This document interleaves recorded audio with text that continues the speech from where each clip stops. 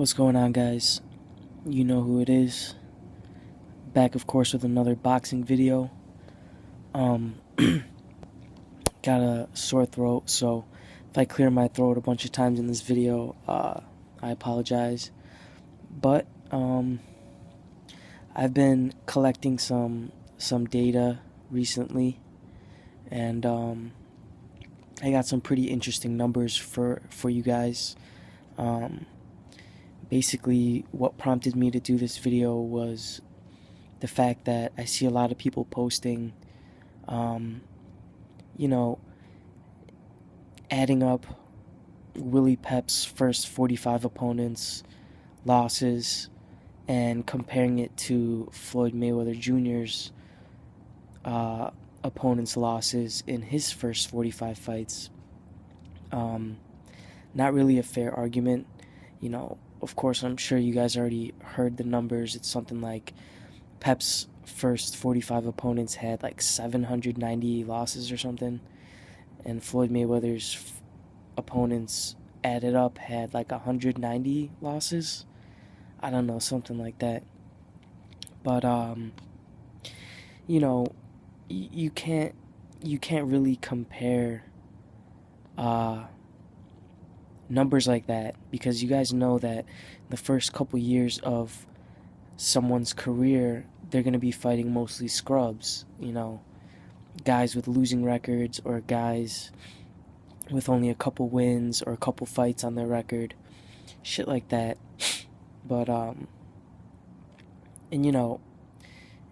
guy like Willie Pep, who fought more frequently, you know his first couple years, he probably had more fights than Floyd Mayweather in his entire career.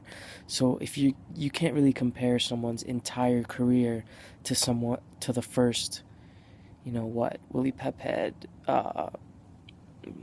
240 fights. So that's roughly 1/6 of his career, his first fraction of his career. You can't compare that. So what I decided to do, in the never-ending search to figure out which era had the best competition, I decided to add up their entire career and not only do losses, but do the percentage of wins that their opponents had on average. This is one big average, okay? But and I'm not saying that these numbers mean that, this guy fought the best competition, because there's a lot of intangibles involved.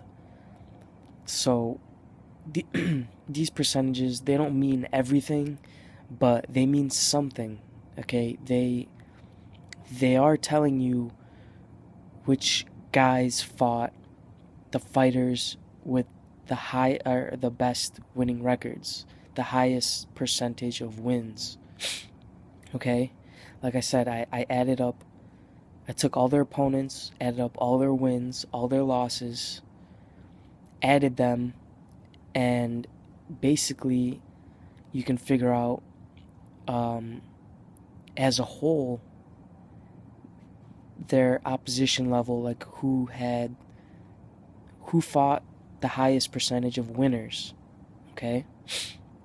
So I'm gonna try to keep this short and simple. I'm just gonna give you guys the cold hard facts, try to put as little opinion into this as possible.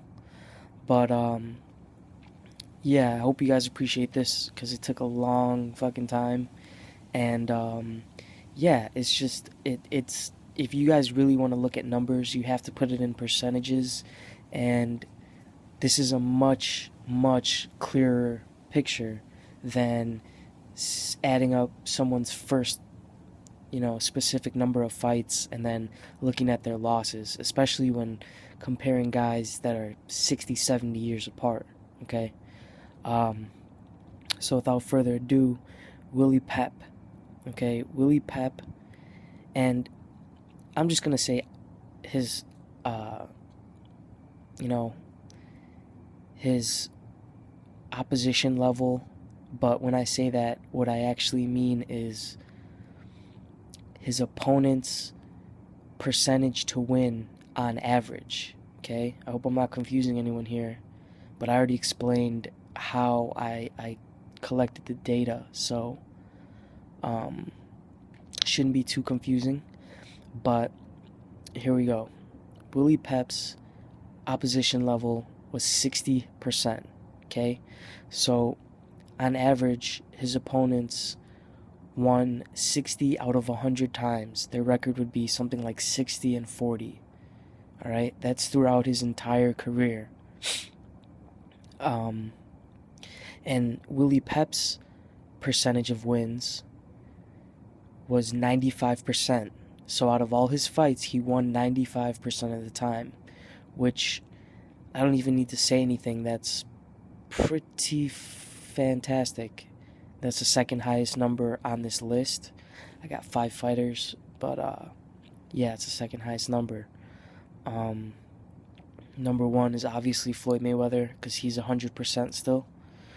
But yeah, so his Willie Pep's opposition level was 60%. Next guy on the list, Sugar Ray Robinson. His opposition level was 71%. And his percentage to win was 90%. So, he won 90% of the time. Self-explanatory.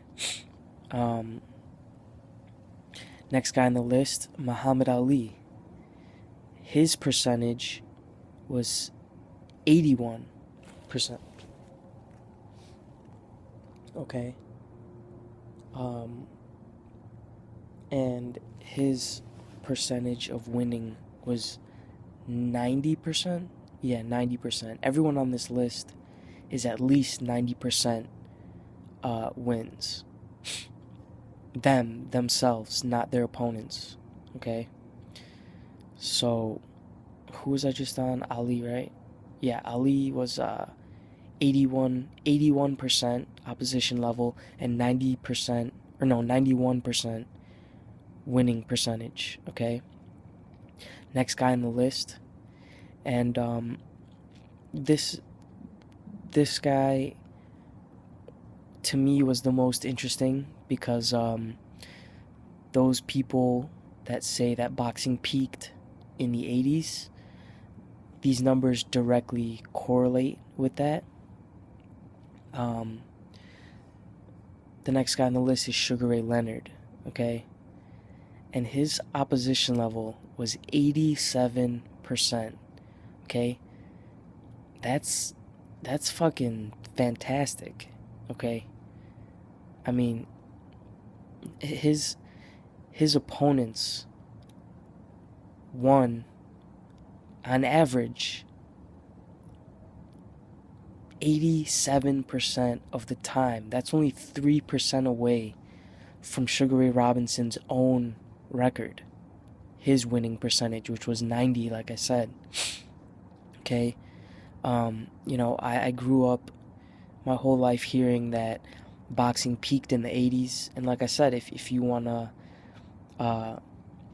actually correlate this with opposition level, then you're dead on with that, because that is the highest number that I have found so far.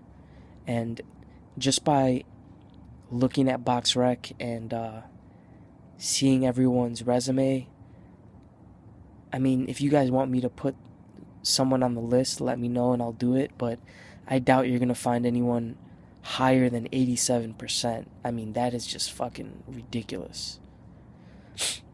So, last person on the list is Floyd Mayweather Jr. His opposition level is 78%. Okay?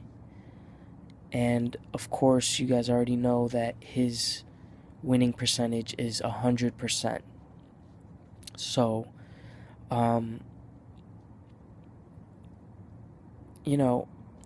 for all you guys who say that he fought shit opposition, I mean, he fought more winners, people with better winning records, than Sugar Ray Robinson and Willie Pep.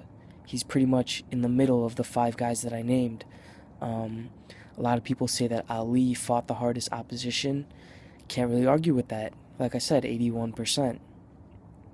Um, and then most of the people I hear say that boxing peaked in the 80s with the Fantastic Four, when Sugar Ray Leonard was fighting. And can't really argue with that either. 87%. I mean, I wasn't really shocked because that's what everyone says anyway.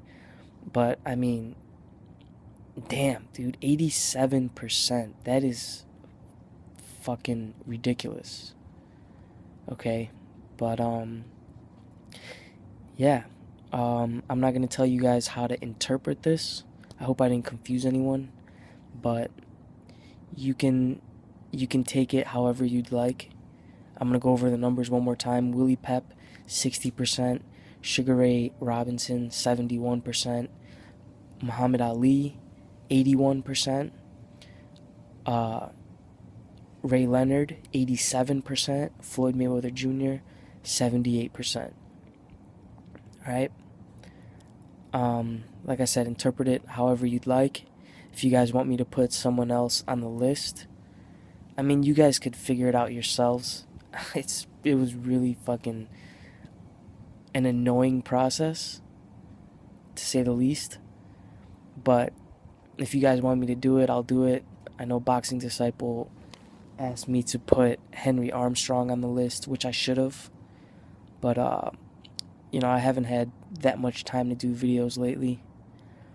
But yeah, I'm gonna be coming out with a couple more videos that just have cold hard facts, no opinion, just science and math, so you guys can get a little clearer picture of what you're really talking about. Because like I said, comparing a guy's